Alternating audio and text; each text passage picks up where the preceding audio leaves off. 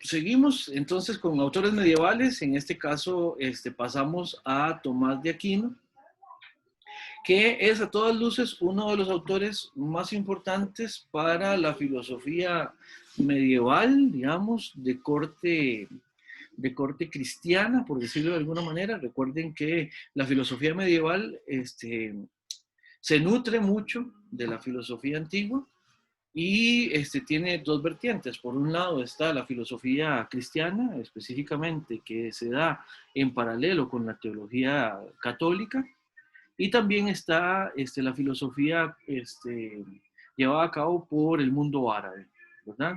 Sin la cual, digamos, mucho de lo que se hizo en el entorno cristiano no habría sido posible. Ahora vamos a ver algunas de las razones por qué. Ahora nos toca en el curso ver a Tomás de Aquino, un autor que es peculiar, es interesante, es importante, digamos, en, en, en la filosofía, digamos, de esta época. ¿Ah? Vamos a ver vamos a empezar viendo algunos datos de Tomás de Aquino. Como el nombre lo indica, ¿verdad? Nace en Aquino, cerca de 1224, ya estamos en siglo XIII, ¿verdad? Estamos 2 siglos después de Anselmo y de su argumento. Tomás de Aquino, igual que Anselmo, era dominico de la Orden de los Predicadores, ¿verdad? Eh, ha sido declarado doctor de la Iglesia, se le conoce como el doctor angélico o doctor común, ¿verdad? Y tiene ciertas peculiaridades en relación con su formación, ¿verdad? Dio muestras de inteligencia muy tempranas, Tomás de Aquino, y parece ser que tenía una inteligencia bastante grande, ¿verdad? Una memoria bastante grande también, una memoria descomunal. Y bueno, entre otros datos, desde el punto de vista académico, podríamos decir que estudió en Montecassino y en Colonia. En Colonia estudió con Alberto Magno. Estudiar en Colonia con Alberto Magno en la época era algo así como ir hoy a las mejores universidades, a cualquiera de las mejores universidades del mundo, ¿verdad? Es como pegarse una beca e irse para, no sé, a Oxford, a Harvard. Bueno, Oxford en este momento está catalogada como la mejor. Eh, Alberto Magno, ustedes recordarán, también es un teólogo dominico, muy bueno en lógica, hizo bastantes aportes en lógica. Y tomó como pupilo a Tomás de Aquino. Una vez que estudió con Alberto Magno, también estudió y dio clases en la Universidad de París. Dar clases en la Universidad de París es también, de la misma manera como formarse con Alberto Magno, es algo así como dar clases en la mejor universidad de la época, ¿verdad? Para cuestiones filosóficas y teológicas era como un punto álgido para la generación de conocimiento, para la concentración también de conocimiento, lo cual también después hace que Francia se convierta en un foco de poder político. Ustedes tal vez recordarán que en alguna época hubo dos sedes pontificias, o sea, dos papados. Uno se mantenía todavía en Roma y el otro se mantenía en París. Eso fue cuando París tuvo ese mayor ámbito de influencia, digamos, en el mundo cristiano. Pero bueno, Tomás de Aquino desarrolla una carrera académica también en la Universidad de París, y en ese sentido eso también indica mucho de cuál era su lugar y el reconocimiento que se le tenía como teólogo y como filósofo en la época. Hay que decir ciertas cosas. Por ejemplo, a propósito de la inteligencia de Tomás de Aquino, se ha llegado a afirmar, se entiende que en algún momento Tomás de Aquino que obviamente esta gente también se caracterizan por tener mucho escrito, ¿verdad? Tomás de Aquino en algún momento lo que hacía era que recurría a escribanos, a los cuales, a quienes les dictaba lo que estaba produciendo. Se sabe que en algún momento, no sé si ustedes alguna vez han visto jugar a grandes maestros del ajedrez que juegan al mismo tiempo con varios contendientes. y bueno, y van y hacen una jugada, se pasan al nuevo tablero y hacen otra nueva jugada y se pasan al otro tablero y van jugando varios juegos al mismo tiempo, de modo que cuando terminan con el último se devuelven y siguen la jugada en relación con lo que les respondió el primero con el que jugó y así consecutivamente. Bueno, Tomás de Aquino parece ser, hacía algo así similar con sus escribanos. En algún momento estaba dictando diferentes obras al mismo tiempo. Entonces, se vio donde el primer escribano y le decía, bueno, escriba esto, y le dictaba algo. Mientras este escribía, le dictaba a un segundo, a un tercero, y así sucesivamente. O sea, en algún momento estaba escribiendo varias obras al mismo tiempo por medio de la ayuda que tenían de sus escribanos. ¿Verdad? Eso no era muy habitual, ¿verdad? Y sin embargo, Tomás de Aquino lo podía hacer. Curiosamente, es una de esas contradicciones internas que tiene, bueno, en este caso la religión católica y la institución específicamente de la Iglesia Católica, porque Tomás de Aquino se sabe que algunas de sus obras fueron rechazadas porque sus propuestas eran problemáticas para la ortodoxia, al punto que algunas de sus obras fueron quemadas, ¿verdad? Las cuales no sobrevivieron, desgraciadamente. Sí se sabe que fueron quemadas algunas de sus obras, pero lo que no se sabe es qué contenían. No se sabe la razón por la cual fueron quemadas. Sin embargo, la condena sobre las obras que ya de todas maneras no existían y que ya habían sido quemadas, fue levantado un poquito después de que canonizaron a Tomás de Aquino. Porque claro, es medio mal visto, ¿no? Que un santo de la iglesia haya dicho cosas que no debía, ¿verdad? Entonces, esta es una de las cosas curiosas que tiene el autor, ¿verdad? Otra Profe, cosa, sí, hola. ¿qué significa canonizar?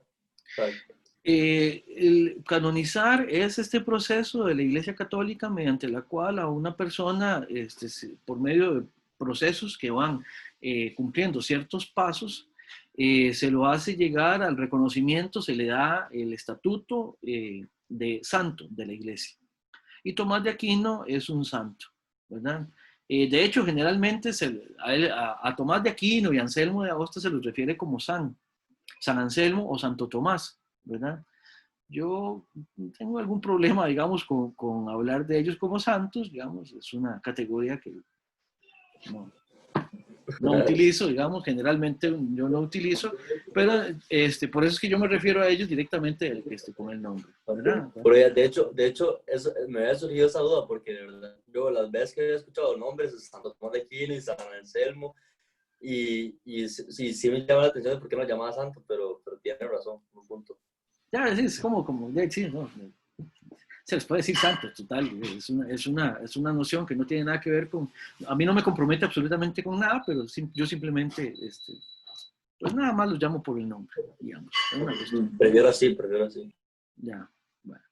Bueno, el punto es, otro dato curiosísimo de Tomás de Aquino es que a pesar de que tenía esa inteligencia descomunal que ya les he mencionado, y a pesar de que estaba completamente interesado en las obras de Aristóteles, a pesar de que estaba completamente metido en la obra aristotélica, de hecho podemos decir que Tomás de Aquino fue un continuador de la obra aristotélica en la Edad Media, tendríamos que decir que no sabía griego. Eso es algo curioso para la época, o sea, más bien curioso para la historia, no para la época, porque los teólogos cristianos, había algunos que sí conocían el griego y trabajaban a los autores a partir del griego, pero no era algo muy habitual. Había una frase muy famosa en la época medieval que era que cuando algo estaba escrito en griego, estos autores, estos teólogos decían grecum est non legitur, es griego, esto no se lee, esto no lo entendemos porque es griego, básicamente, ¿verdad? Si alguna vez vieron El nombre de la rosa,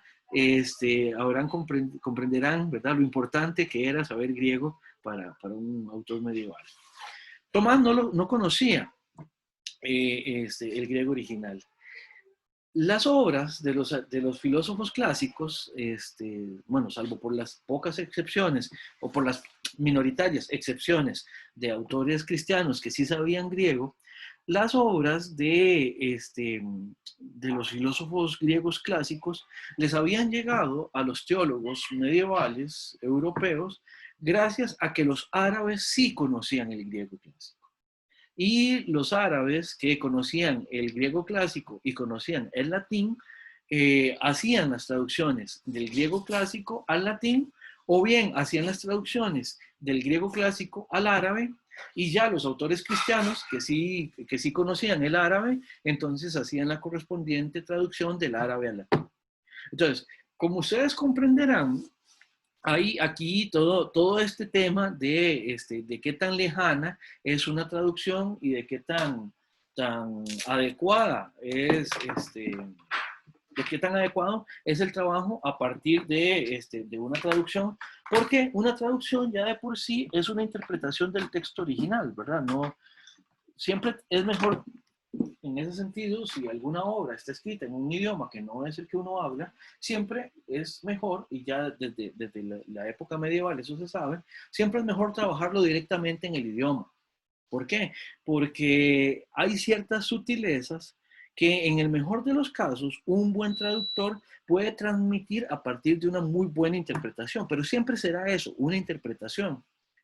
Entonces ya se genera una intermediación entre el texto original, por así decirlo, y quien lo está leyendo. Y ojo que aquí ni siquiera estamos metiendo todos los problemas a propósito de qué tan diáfano es el lenguaje para transmitir conceptos, para transmitir nociones, ¿verdad? Pero a esto, pues, hay que pensarlo, perdón, en función de precisamente esa posibilidad de lejanía que hay entre un idioma original y la traducción que nos llega.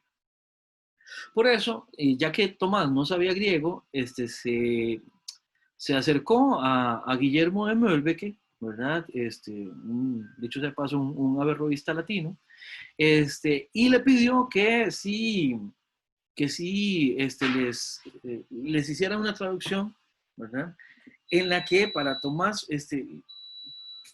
en la que poder depositar un poco más de confianza, ¿verdad? Obviamente aquí también hay una cuestión política, hay una cuestión también cultural a propósito de esta oposición entre cristianos y árabes, y Tomás de Aquino, mostrando cierta desconfianza de las traducciones árabes, entonces prefería que las traducciones con las que él trabajara las hiciera pues alguien de su entorno cultural. Pero bueno, aquí el dato curioso es que Tomás no supiera griego, ¿verdad?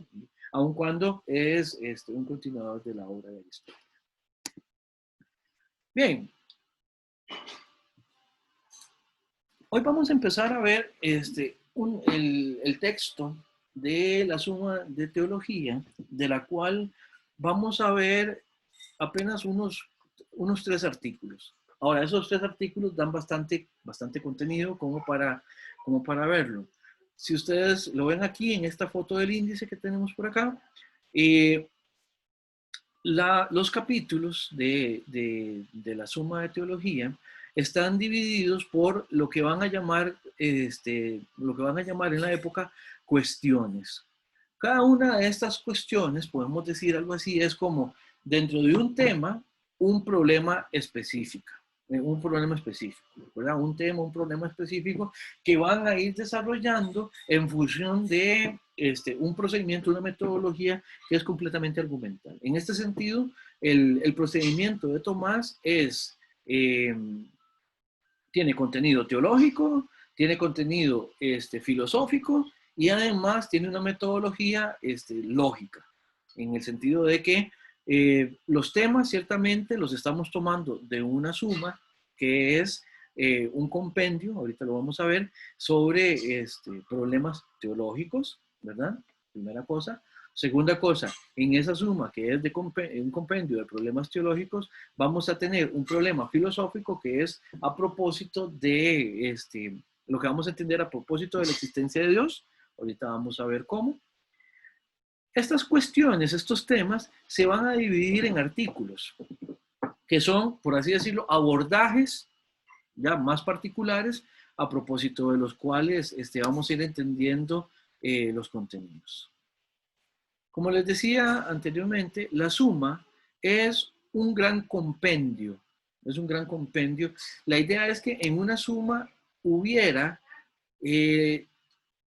todo o lo más relevante del conocimiento que es sobre algún tema, sobre alguna cosa, sobre algún desarrollo explicativo, se pudiera encontrar, digamos, en el mundo académico, filosófico, teológico de la época, ¿verdad?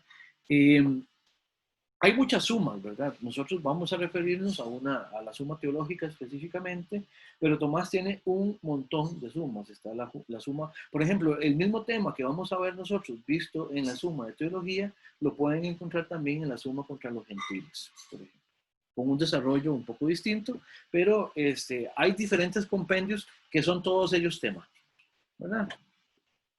La suma de teología, que es una de las más importantes, curiosamente, Tomás de Aquino nunca la termina, ¿verdad?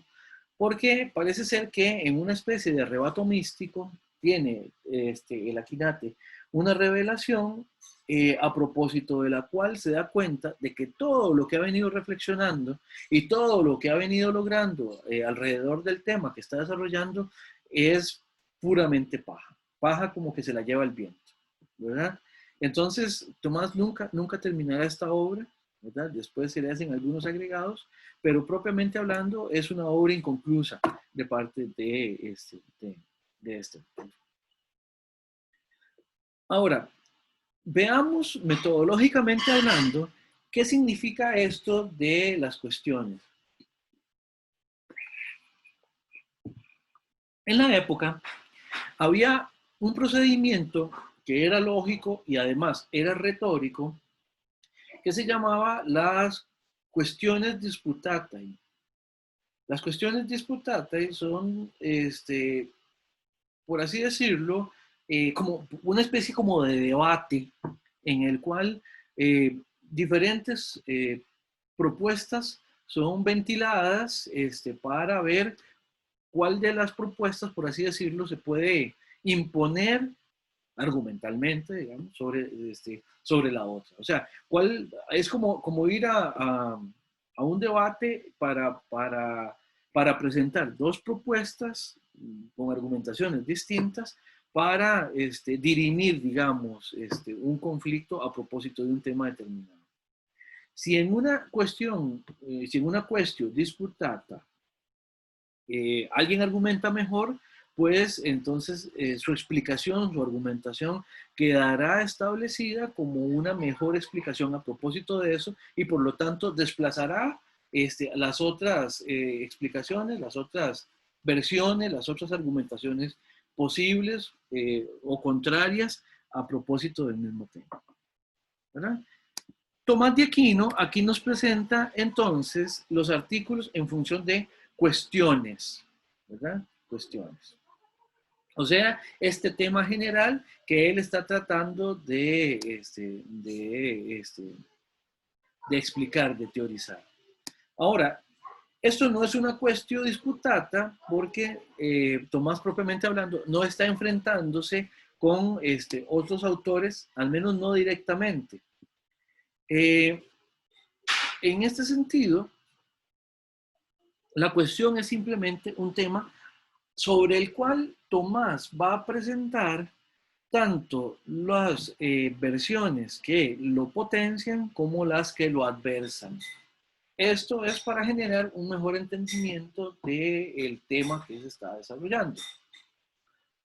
Cada artículo va a tener entonces tres momentos. Expositivamente hablando, tres momentos, tres puntos importantes a los cuales ponerle atención. Por un lado, Tomás va a presentar lo que va a llamar objeciones. En segundo lugar, va a presentar un en cambio. Y por último, va a presentar una solución. Las objeciones van a ser algo así como el planteamiento o los planteamientos que establecen un punto de partida, un punto que nos permite generar al menos alguna explicación de el tema. En principio, se supone que lo que está haciendo Tomás de Aquino es explorando el tema. ¿Qué quiere decir esto? Que no le interesa, por así decirlo, adelantar ningún criterio a propósito de cómo entender el tema. No le interesa simplemente hacer un tratado y definir cómo es que el tema tiene que entenderse, sino que lo que quiere hacer es precisamente presentar argumentaciones diversas sobre el tema para poder escoger la que fuera más adecuada a propósito de eso. Espero que se vaya entendiendo. Cualquier duda, por favor, nada más me interrumpen. Entonces, las objeciones van a ser el punto de partida. Después va a venir el en cambio, como quien dice, digamos, partimos de este piso, ¿verdad? Este va a ser nuestro punto inicial. El en cambio va a decir, aun cuando tenemos las objeciones, aun cuando tenemos este punto de partida, también tenemos esta otra versión, o tenemos este problema que de alguna manera objeta la objeción inicial. O sea, le introduce un problema a la objeción en el sentido de que también podemos encontrar la explicación o los contenidos explicativos que van en dirección contraria o por lo menos que establecen algún tipo de problema para el desarrollo de nuestro punto de partida, ¿verdad?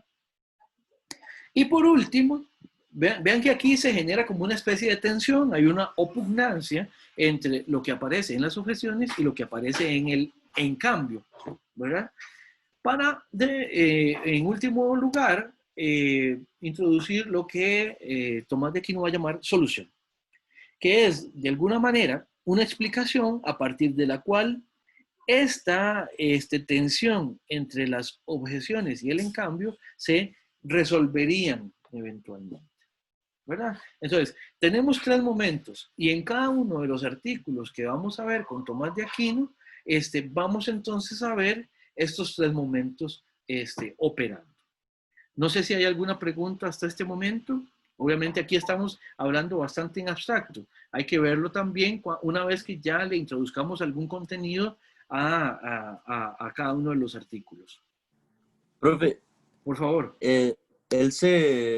Cuando postulaba o proponía las objeciones, se basaba como en el status quo de los temas a tratar de la cultura o como en pensamientos del MAE. Ok, vamos a ver. Tendría que ser desde, si son cosas tomadas culturalmente, no sería un problema siempre y cuando podrían introducir alguna, siempre y cuando sean reconocidas con alguna autoridad a propósito del tema que se está discutiendo. ¿Qué quiere decir esto? Ahora vamos a ver que en alguno de los casos, ya sea en la objeción o en el en cambio, él introducirá contenidos que vienen, por ejemplo, de la Biblia, ¿verdad? La Biblia sí sería tomada para la época y para Tomás de Aquino específicamente, digamos que no el MAE, digamos, Tomás de Aquino, la Biblia sería algo autoritativo, digamos, en el sentido de que es algo de donde reconoce un contenido que vale la pena darle recibo en relación con lo que está tratando de explicar. ¿Me explico?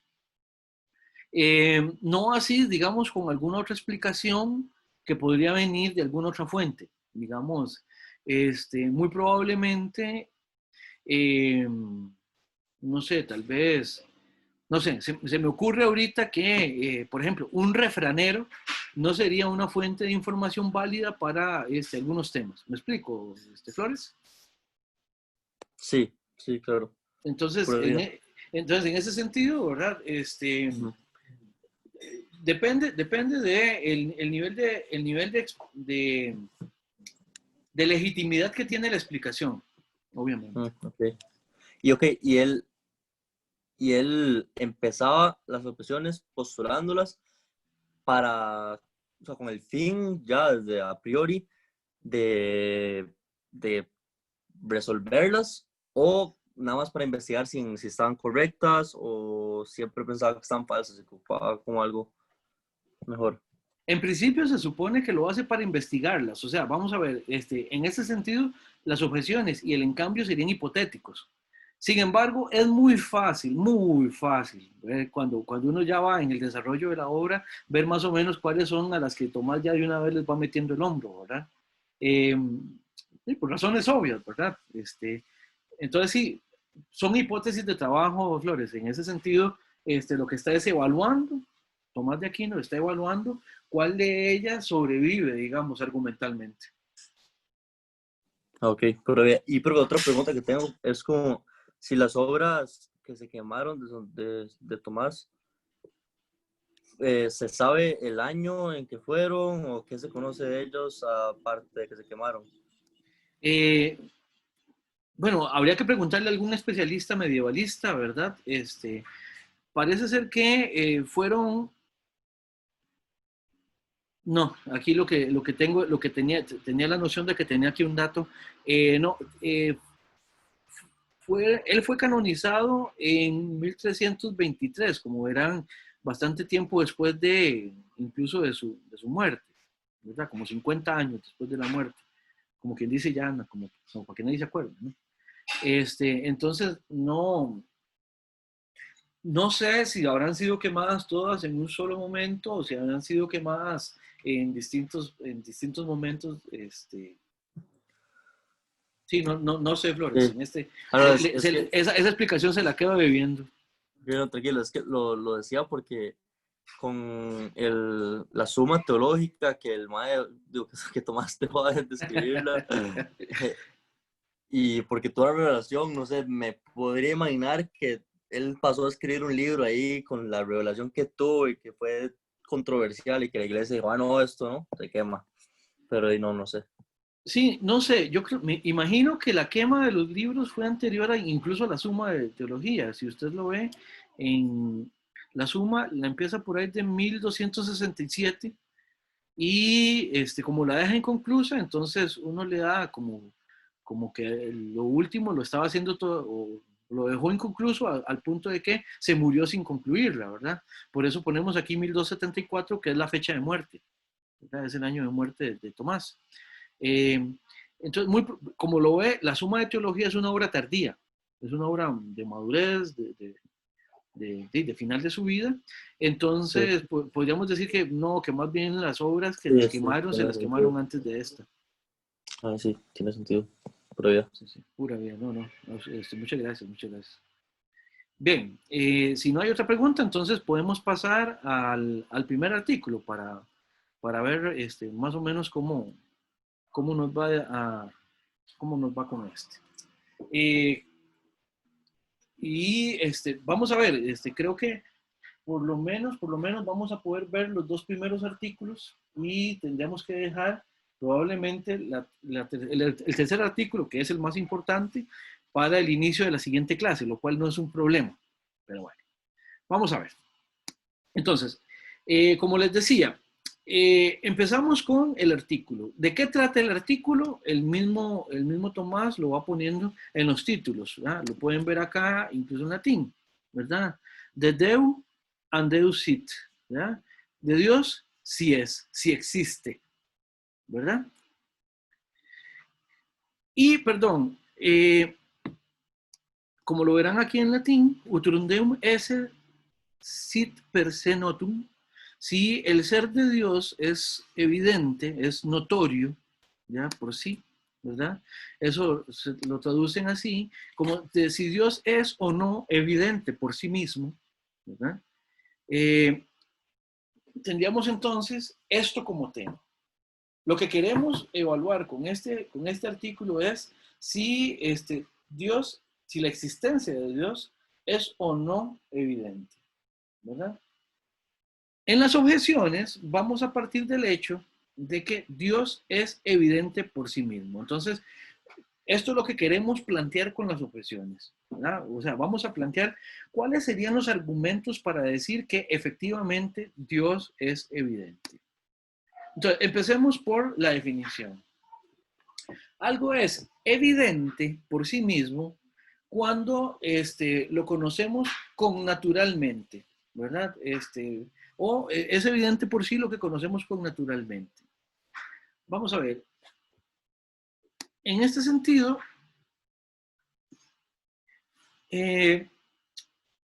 lo connatural de lo que conocemos, que lo hace evidente, es cualquier tipo de conocimiento que exista en nosotros, que esté en nosotros por alguna manera, de alguna manera instalado, digámoslo así, de alguna manera, es algo que viene con nosotros, ya viene por así decirlo, viene con lo humano, viene con lo racional, ya de alguna manera instalado, ¿verdad?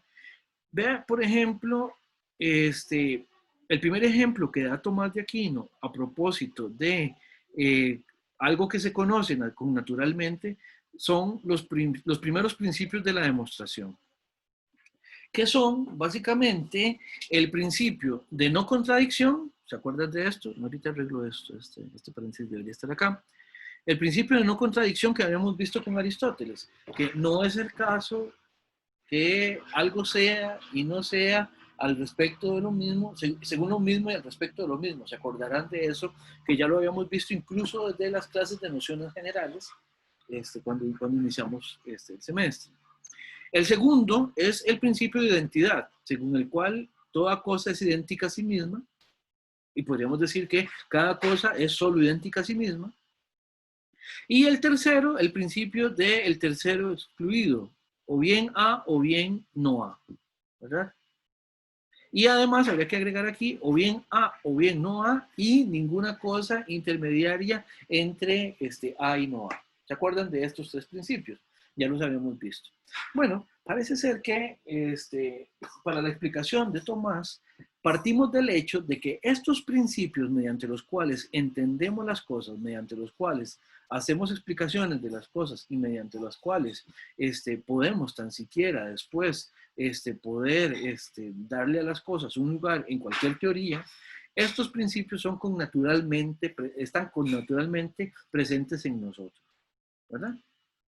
Ahora, otra manera de entender que Dios es evidente, o vamos a decir, Dios es evidente en nosotros tal como los principios de la demostración, y esto lo que significa es que el conocimiento de la existencia de Dios específicamente se da en nosotros por naturaleza.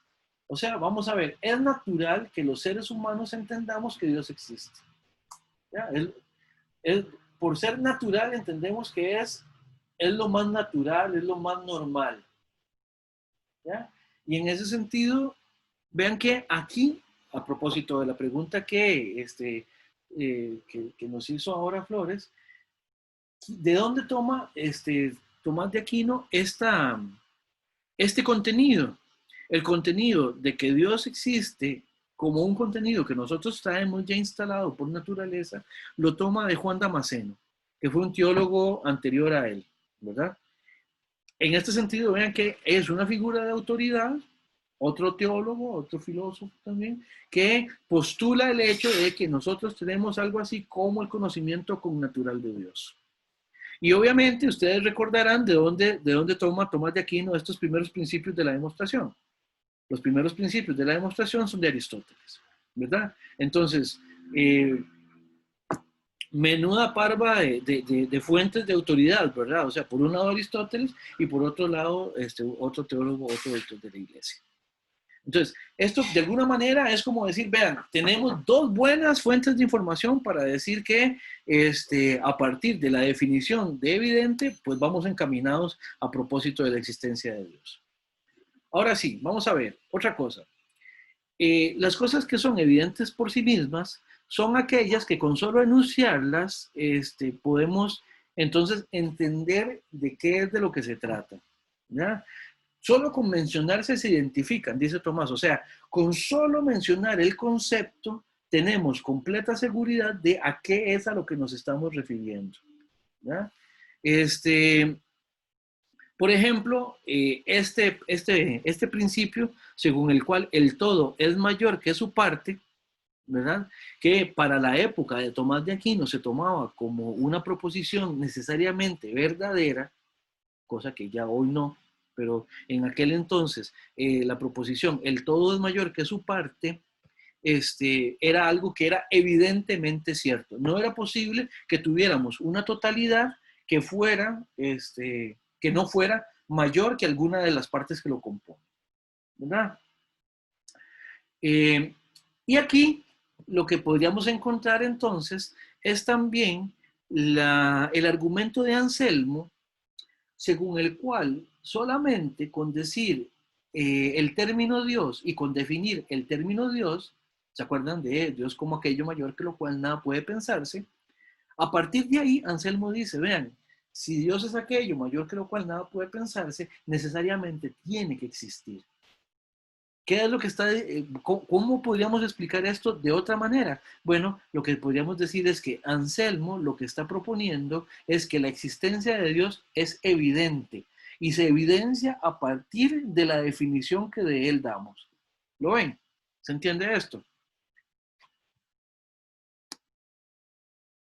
En tercer lugar, para hablar de la evidencia de la existencia de Dios, eh, ahora vamos a remitir a un contenido que es también tomado del texto bíblico. Por ejemplo, Tomás va a decir, bueno, la existencia de la verdad es también evidente por sí misma. ¿Qué quiere decir esto? Que la verdad tiene que existir necesariamente tan siquiera para poder hacer algún tipo de afirmaciones. Si la verdad no existiera, no podríamos hacer ningún tipo de afirmaciones de ninguna índole, por cuanto no podríamos tener seguridad de precisamente el contenido de esas afirmaciones. Por ejemplo, cuando uno, y véanlo así, hay una paradoja que surge a partir de decir que la verdad no existe, por ejemplo. Cuando yo digo que la verdad no existe, entro en un problema. ¿Por qué? Porque si efectivamente la verdad no existe, entonces incluso la proposición que yo estoy diciendo tendría que ser falsa. ¿Por qué? Porque la verdad no existe. Pero si mi proposición es falsa, pero lo que afirma es que la verdad no existe, entonces al mismo tiempo se genera sobre ella un círculo. ¿Por qué? Porque lo que estoy negando es precisamente la proposición que de buenas a primeras me niega la existencia de la verdad. Como conclusión, la verdad tiene que existir. Me mete en lo que llamamos una paradoja, ¿verdad? Entonces, a partir de esa paradoja, se evidencia entonces que la verdad tiene que existir. Tenemos que reconocer que debe existir algún tipo de verdad, ¿verdad? Para poder tan siquiera entender lo que decimos, diría Tomás de Aquino. Ahora, vean el salto que da aquí Tomás y que da aquí este tipo de objeciones. En esta tercera objeción se parte del hecho de que la verdad existe y además de que en el verso bíblico de Juan 14:6, cuando Jesús dice, yo soy el camino, la verdad y la vida, al decir Jesús que Él es la verdad y al decir que la verdad existe, entonces es para estos autores una evidencia de que Dios existe. Por cuanto recordarán ustedes que Jesús es tomado en el ámbito cristiano como una persona una de las personas que componen a la divinidad, ¿verdad? Entonces, aquí lo que tenemos, si ustedes verán, como ustedes pueden ver, son tres explicaciones. Las tres tienen que ver con maneras de entender lo evidente y cómo, a partir de entender lo evidente, se entiende además que la existencia de Dios como necesaria es también evidente en sí misma. Bien, esta sería la explicación de las objeciones. No sé si hay alguna pregunta con esto. ¿Todo está bien? ¿Podría toque relacionar otra vez el punto 2 con lo de Anselmo, con el argumento ontológico, porfa? Es que no me quedó muy claro como la relación. Con mucho gusto, claro. Vamos a ver. Evidentes por sí mismas van a ser en esta explicación, ¿verdad? Aquello que con solo generar el enunciado, con solo explicar el enunciado, necesariamente se cae en cuenta de lo que el enunciado dice de manera necesaria, ¿ya? Por ejemplo, en este caso, podríamos decir, decíamos, el argumento de Anselmo parte de una definición y a partir de esa definición trata de concluir precisamente el hecho de que lo que la definición dice, ¿no?, tiene que existir. O sea, es eh, como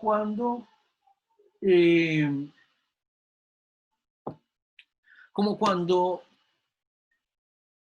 hacemos una definición. Más adelante vamos a ver también esto, por ejemplo, la definición de triángulo, ¿eh?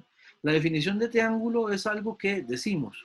Por ejemplo, un triángulo es una figura geométrica que tiene tres lados, o es una figura geométrica que tiene tres ángulos, ¿verdad? Esa definición, con solo enunciarla, nos permite entender el objeto del cual estamos haciendo la explicación. Ahora, en este caso, en el ejemplo que estamos dando de Anselmo, el asunto es que la noción, el contenido que estamos explicitando, que estamos diciendo, es precisamente que Dios tiene que ser entendido como un ser que necesariamente existe a partir de cómo lo definimos. Ya habíamos dicho, como aquello mayor que lo cual nada puede pensarse. Si entendemos a Dios de esa manera, necesariamente se va a derivar de esa definición su existencia. Y por eso es que trata de presentar esa conclusión de la existencia necesaria de Dios como algo que surge de forma evidente a partir del enunciado original, que era la definición de Dios. ¿Flores? Claro, ya, muchas gracias. Perfecto. ¿Alguna otra pregunta con las objeciones? Profe, aquí, Tomás de Aquino da una definición de Dios. No estamos todavía ahí. No estamos todavía ahí. No, aquí no estamos partiendo de la definición de Dios. Ok, gracias. Perfecto. Sí. Bien, ¿alguna otra pregunta sobre las objeciones? Bien, tengo que son las 12:10. Hagamos una breve pausa, considerando de que empezamos un poquito después. Hagamos una pausa, esta vez no la hagamos de 10 minutos, hagámosla no, hagámosla de 10 minutos. La verdad es que para eso es que sirven estas pausas. Volvemos a las 2:20, a las 12:20, perdón. A menos que haya alguna pregunta. Si no, entonces nos vemos en 10 minutos.